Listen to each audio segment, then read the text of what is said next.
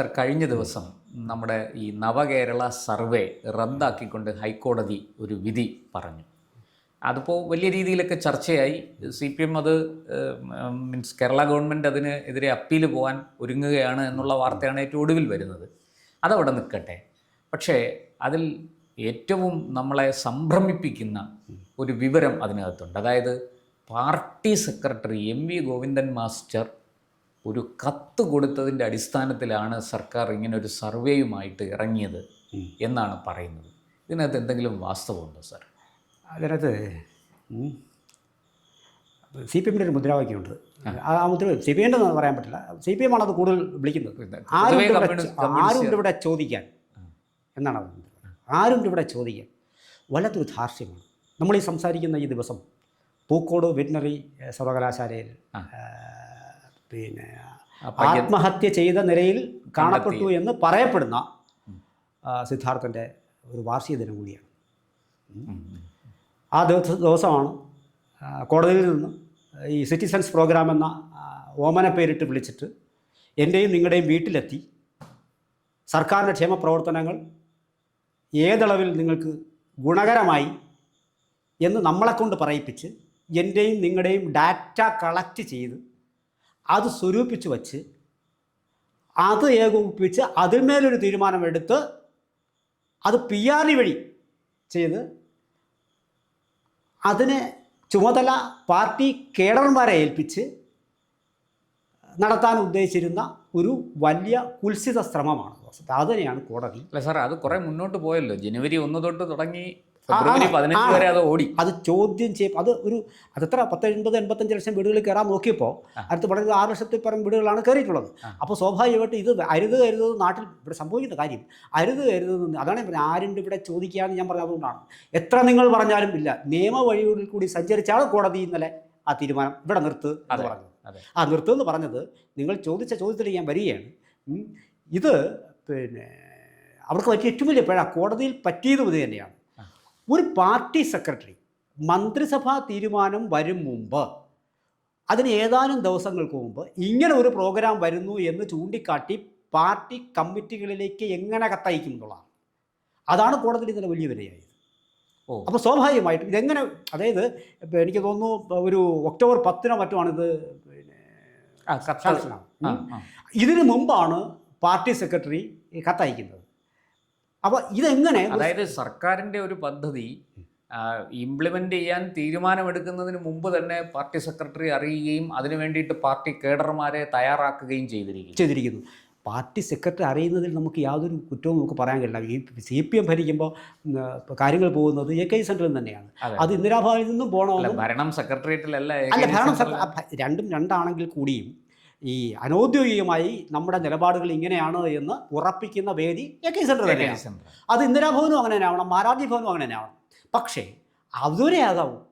അതിനപ്പുറത്തേക്ക് ഈ ഭരണതലത്തിലേക്ക് സെക്രട്ടറി മാറുക എന്ന് പറഞ്ഞാൽ അവിടെ അതൊരു വല്ലാത്ത പിഴയാണ്. AKG സെൻറ്ററിൽ ഇരുന്നു കൊണ്ട് സെക്രട്ടേറിയറ്റിലെ ഭരണയന്ത്രം തിരിക്കുന്ന പരിപാടി ചെയ്യരുത്.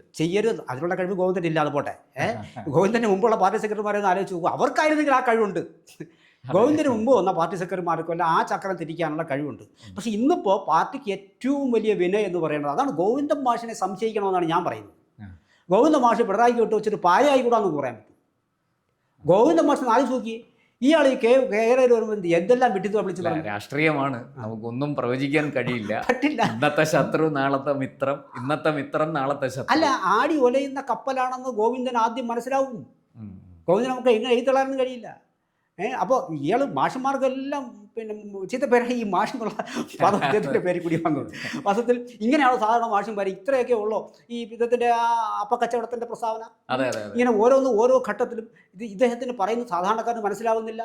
പിന്നെ വല്ലാത്തൊരു ശരീരഭാഷ. ഇത് ശരീരഭാഷയൊക്കെ പൂച്ചയെപ്പോലെ ഭാഷയാവുന്നത് AK സെൻറ്ററിൽ പിണറായി കാണുമ്പോൾ മാത്രമേ ഉള്ളൂ. അതുവരെ നാട്ടുകാർ പിന്നെ സല്യൂട്ടടിയൊക്കെ പുറത്തിറങ്ങുമ്പം നാട്ടുകാരുടെ സിഗരറ്റടി കൊടുക്കുന്ന രീതിയിലേക്ക് മാറുകയാണ്. ഇയാളെ നമുക്കൊരിക്കലും വിശ്വസിക്കാൻ കഴിയില്ല. പക്ഷേ എന്നിരുന്നാലും ഇയാൾ മണ്ടത്തരമാണ് ഈ കാണിച്ചത്, അതാണ് കോടതിയിൽ വില പോകാത്തത് എന്നൊക്കെ നമുക്ക് പറയാമെങ്കിലും അവിടെയും നമ്മളൊരു പിന്നെ വരികൾക്കിടയിൽ വായിക്കണം. ഇതൊന്നും അറിഞ്ഞുകൂടാത്ത ആളാണോ CPM സെക്രട്ടറി? ഇങ്ങനെയൊന്നും ഞാൻ ചെയ്തുകൂടാ, അല്ലെങ്കിൽ CPM സെക്രട്ടറി ചെയ്തുകൂടാ ഈ അളവ് വരെ നമുക്ക് ഇടപെടാൻ കഴിയൂ. പാർട്ടി സെക്രട്ടറി നമുക്ക് അറിയാവുന്ന ആളല്ലേ, വിശ്വസിക്കാൻ കുറച്ച് പ്രയാസമുണ്ട്. കാരണം അത്ര അറിവില്ലാത്ത ആളല്ല വി ഗോവിന്ദൻ മാസ്റ്റർ. ഒരിക്കലും അല്ല. അപ്പോൾ അങ്ങനെ വരുമ്പോൾ ഈ സിറ്റിസൺസ് പ്രോഗ്രാം എന്ന് പറയുന്നത് വല്ലാത്ത ഒരു ഡാറ്റ ചോർച്ചയ്ക്ക് ഒരു കുബുദ്ധിയാണ്. ഈ കുബുദ്ധി ഒരുപക്ഷെ പിണറായിക്ക് മനസ്സിലാക്കണം, തുറന്ന് സംഭവിക്കാൻ കഴിയില്ല, സംഭവിക്കില്ല. അത് പാർട്ടി ഇനിയുള്ള വേദികളിൽ അവർക്ക് ചോദ്യം ചെയ്തേക്കാം. സംസ്ഥാന സെക്രട്ടേറിയറ്റിലോ സംസ്ഥാന കമ്മിറ്റിയിലോ ഒക്കെ ചിലപ്പോൾ വന്നേക്കാം, നട്ടലുണ്ടെങ്കിൽ വരാം. പക്ഷെ ഇനി എനിക്കതല്ല വേറെ സംശയം എന്ന് പറയുന്നത്. ഞാൻ ചോദിക്കട്ടെ, ഈ പാർട്ടി കേഡർമാരെന്ന് വെച്ചാൽ എല്ലാം അറിയുന്നവരാണ്. അവർക്കൊരു ട്രെയിനിങ് കൊടുക്കുമ്പോഴും ആ ട്രെയിനിങ് തുടങ്ങിയത് തന്നെ ഈ എന്താണ് അവർ ഒരു 5-6 ലക്ഷം വീടുകളിലൊക്കെ പോയി എന്നൊക്കെ പറയുന്നു. അതിന് ഏതാനും ദിവസം മുമ്പാണ് ഈ ട്രെയിനിങ് പറയുന്നത്. ഈ കേഡർമാരാരാ? ഈ സർക്കാർ എൻ്റെയും നിങ്ങളുടെയും നികുതി പണം എടുത്തുകൊണ്ട് പാർട്ടി കേഡർമാരെ കൊണ്ടാണ് ചെയ്യിക്കുന്നത്. ഒന്ന് ആലോചിച്ച് നോക്കി, ഇവർ ചെയ്യുന്നത് മുഴുവൻ അടിമുടി വ്യത്യാസം. പക്ഷേ ഇവരതൊക്കെ തന്നെ ചെയ്യുള്ളൂ. ഞാനും നിങ്ങളും എത്രയോ പറഞ്ഞു, ഇവിടുത്തെ മാധ്യമങ്ങൾ നിരന്തരമായി എഴുതി താത്കാലിക നിയമനങ്ങൾ അടിക്കടി നടന്നുകൊണ്ടിരിക്കുകയാണ്. ഒരു റാങ്ക് ലിസ്റ്റിൽ നിന്ന് ഒരു ഒന്നാം റാങ്കുകാരിയെ പോലും നിയമിക്കാതെ അതത് സ്ഥലങ്ങളിലേക്ക് താൽക്കാലിക ജീവനക്കാരെ സ്ഥിരപ്പെടുത്തുന്ന തിരക്കിലാണ് നമ്മുടെ CPM. ആർക്കെങ്കിലും ഏതെങ്കിലും മാധ്യമം എഴുതി, തുരിതുര എഴുതി, അപ്പോഴും ഈ പറഞ്ഞ സെക്രട്ടറി പറഞ്ഞ എന്താ വിവരക്കേടെന്ന. ജീവിക്കുന്ന ഉദാഹരണങ്ങളായി ഒന്നാം റാങ്കുകാരും പുറത്ത് നിൽക്കാന്നേ. അതെ. എന്നിട്ടും അയാൾ പറഞ്ഞ് വിവരക്കേടാണ്. ആ റാങ്ക് ലിസ്റ്റ് പോലും കാലാവധി കഴിഞ്ഞുപോയി. എന്നിട്ടും ഈ പിൻവാതിൽ നിയമനത്തിന് ഒരു കുറവും അവിടെ നമ്മൾ പറഞ്ഞ് നടന്നില്ല. ഇപ്പം താങ്കൾ നേരത്തെ ചോദിച്ചതുമായി അതുകൊണ്ട് ഈ ഈ പ്രോഗ്രാം അവർ മുന്നോട്ട് പോയി. നമ്മൾ വിചാരിച്ചു ഇത്രയൊക്കെ പറയുമ്പോൾ നിർത്തും എന്ന് വിചാരിച്ചു. അങ്ങനെ നിർത്തുന്ന പ്രസ്ഥാനമൊന്നും അല്ല CPM. ഒരിക്കലും നിർത്തില്ല. അവർ ഈ മുട്ടാപ്പിടി പിടിച്ച് മുന്നോട്ട് പോകും. അല്ലെങ്കിൽ അതിൻ്റെ ഏറ്റവും നല്ല ഉദാഹരണമാണല്ലോ നെയ്യാറ്റിൻകര ഉപതെരഞ്ഞെടുപ്പ് കിടക്കുമ്പോൾ TP ചന്ദ്രശേഖരനെ വെട്ടിക്കൊല്ലുന്നത്. അല്ല, പക്ഷേ അപ്പോൾ എനിക്കൊന്നും ഈ നെയ്യാറ്റിൻകര ഉപതെരഞ്ഞെടുപ്പ് നടക്കുമ്പോൾ ഈ ഒരു വിഷയം വരുമ്പോൾ VS അന്ന് രാവിലെ അവിടെ പോവുകയും ചെയ്തൊരു സംഭവം ഉണ്ടല്ലോ, ഓർമ്മയുണ്ടല്ലോ.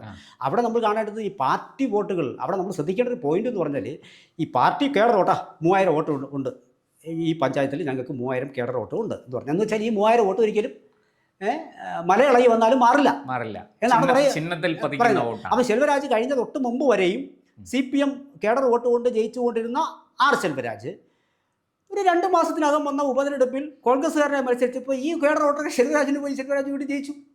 കേഡർ വോട്ടൊന്ന് വിശ്വസിക്കണം, ഇത് പോങ്ങന്മാരാ. ഈ ഭയം കൊണ്ടും പാപത്തിൽ ഇരിക്കാനുള്ള ഇത് പല കാരണങ്ങൾ കൊണ്ടാണ് ഈ കേഡർ വോട്ടുകൾ മിണ്ടാതിരിക്കുന്നത്. അതായത് ഇപ്പോൾ നമ്മൾ ലെവി കൊടുക്കുന്നുണ്ടല്ലോ. ഇപ്പം ഞാൻ പരസ്യമായി എൻ്റെ വ്യക്തിപരമായ അഭിപ്രായങ്ങൾ പറയാതിരിക്കാൻ വാമൂടിക്കെട്ടിയിരിക്കാൻ ഞാൻ പാർട്ടിക്ക് കൊടുക്കുന്ന ഒരു പണമാണ് ഈ ലെവി. പറഞ്ഞപ്പോയി. അപ്പോൾ ഇത് നാളെ നീ ഇന്നടത്ത് വരണം, ഇന്ന ചെയ്യണമെന്ന് പറഞ്ഞാൽ ചെയ്തേ പറ്റൂ. ഈ ഒരു ഘട്ടത്തിലാണ് ഈ പാർട്ടി കേഡർമാരെ കൊണ്ട്. ഇനി ഈ ഡാറ്റ കളക്ഷൻ, ഡാറ്റ ചിലപ്പോൾ ശരിയായിരിക്കും. എൻ്റെ വീട്ടിൽ എത്ര പേരുണ്ട്, കിട്ടിയില്ല. ഞാൻ പറയുന്ന അഭിപ്രായങ്ങൾ അതേപടി ഇവൻ അവിടെ വെച്ച് രേഖപ്പെടുത്തിയാലും കൊണ്ടുപോയി ഇവൻ സബ്മിറ്റ് ചെയ്യുന്ന ഇത് എന്താണെന്ന് തിരിമറി നടത്തിയാൽ എന്ത് ചെയ്യും? ഇത് സർക്കാരിന് വേണ്ടി ചെയ്യുന്ന ഭാഷ്യം. സർക്കാർ ഇത് ഇലക്ഷന് മുമ്പായിട്ട് പുറത്തു വിടും. അപ്പോൾ നോക്കും കേരളത്തിലെ ഇത്ര 80 ലക്ഷം കുടുംബങ്ങളിൽ ഞങ്ങൾ ഇത് ചെന്നു, അരുതാ 58 ലക്ഷവും സർക്കാരിനെ പ്രകീർത്തിച്ചു. ഫട്ടാഫട്ട്. ഇപ്പം നമുക്ക് ഒരു പ്രൈവറ്റ് ബസ്സിൻ്റെയും ഒരു സർക്കാർ ബസ്സിൻ്റെയും പുറകുവശം നമ്മൾ നോക്കരുത്. PR പരസ്യങ്ങൾ കൊണ്ട് അത് കൊച്ചു പിള്ളേരെ ചോദിക്കും, റിസൾട്ട് വരുന്ന പാഠപുസ്തകം കൊടുക്കുക എന്ന് പറഞ്ഞാൽ എന്നിട്ട് അതിൽ ഊറ്റം കൊടുക്കുക എന്ന് പറഞ്ഞാൽ പരീക്ഷ നടത്തി ജയിച്ചോ തോറ്റോ എന്ന് അറിഞ്ഞൂടാ. ഞാൻ തോക്കുമോ ജയിക്കുമോ എന്ന് എനിക്ക് തന്നെ അറിയാൻ സാഹചര്യത്തിൽ എനിക്ക് അടുത്ത ക്ലാസ്സിലെ പുസ്തകം തരികയാണ്. അതായത് നിന്നെ ഓൾറെഡി നീ എഴുതിയിട്ടുണ്ട്, നിന്നെ ജയിപ്പിക്കുന്നതായി പറയുന്നത്. പരീക്ഷ എഴുതണ്ട, നിങ്ങൾ ജയിച്ചു കഴിഞ്ഞതാണ്. അത് തന്നെ ഒരു കുട്ടി തോൽക്കാൻ പഠിക്കണമെന്നാണ് വലിയ വിശാരദന്മാർ പറഞ്ഞിട്ടുള്ളത്. അതൊക്കെ പോട്ടെ, അതൊക്കെ വലിയ മറ്റ് ടോപ്പിക്കുകളാണ്, നമ്മൾ അല്ലെങ്കിൽ കടക്കണ്ട. എന്നിരുന്നാൽ കൂടിയും ഈ നിരന്തരമായിട്ടുള്ള ഈ CPMൻ്റെ കുബുദ്ധികൾ ഒന്നൊന്നായി ഉടഞ്ഞു വീണ് തോൽക്കുന്ന അതിൻ്റെ അവസാനത്തെ ഉദാഹരണമാണ് കോടതി ഈ കേരള സർവേക്ക് കൊടുത്താടി എന്ന് പറഞ്ഞത്. അതൊരിക്കലും ഇത് ടോട്ടലി അൺഎത്തിക്കലാണ് സാർ. ശരിക്കും അപ്പോൾ ഈ കത്ത് എഴുതിയിരിക്കുന്നത് ഒരു ഗുരുതരമായ നിയമലംഘനമല്ല. അല്ല, കത്ത് എഴുതി എന്ന് പറയുമ്പോഴും പുറത്തുവിട്ടു എന്ന് അവകാശപ്പെടുന്ന മനോരമ പോലെയുള്ള അല്ലെങ്കിൽ മറ്റ് മാധ്യമങ്ങളുണ്ട്. പക്ഷേ ഈ കത്തിൻ്റെ നമ്മളെപ്പോഴും ഒരു കാര്യം പറയുമ്പോൾ വളരെ സൂക്ഷിക്കണം. ഒരു കത്തിൻ്റെ ആധികാരികതയൊക്കെ കുറിച്ച് അത്തരം രേഖകളെക്കുറിച്ച് പറയുമ്പോൾ അത് എൻ്റെ മുന്നിൽ വളരെ കൃത്യപ്പെട്ട് കോൺക്രീറ്റ് ആയിട്ട് വന്നാൽ എനിക്കത് പറയാൻ കഴിയുള്ളൂ. അപ്പോൾ ഈ കത്ത് ശരിയാണെങ്കിൽ എന്ന് മാത്രമേ നമുക്ക് ഈ ഘട്ടത്തിൽ പറയാൻ കഴിയുള്ളൂ. ഈ പുറത്ത് വന്ന കത്ത് ശരിയാണെങ്കിൽ അത് അബദ്ധജടിലമാണ്, ഈ ഭരണഘടനാ ലംഘനമാണ്. അത് ഈ പ്രബുദ്ധ കേരളം വന്ന് ആവർത്തിച്ച് പറയുന്ന CPMകാർ കാണിക്കുന്ന ഏറ്റവും വലിയ മണ്ടത്തരമാണ്. അങ്ങനെ അത് ശരിയാണോ എങ്കിൽ ആ മണ്ടത്തരം CPM-ന്റെ സെക്രട്ടറി, സർവവും തികഞ്ഞ ആൾക്കാരാണ് CPM സെക്രട്ടറിമാരാണ്. അങ്ങനെ സർവവും തികഞ്ഞ ഈ ഒരു മനുഷ്യൻ ഇങ്ങനെ ഒരു തെറ്റ് കാണിച്ചിട്ടുണ്ടെങ്കിൽ ഞാൻ ഇപ്പോഴും വിശ്വസിക്കുന്നില്ല, ഈ ഒരു ഭൂലോക മണ്ടത്തരം അദ്ദേഹം കാണിക്കുമെന്ന് ഞാൻ വിശ്വസിക്കുന്നില്ല.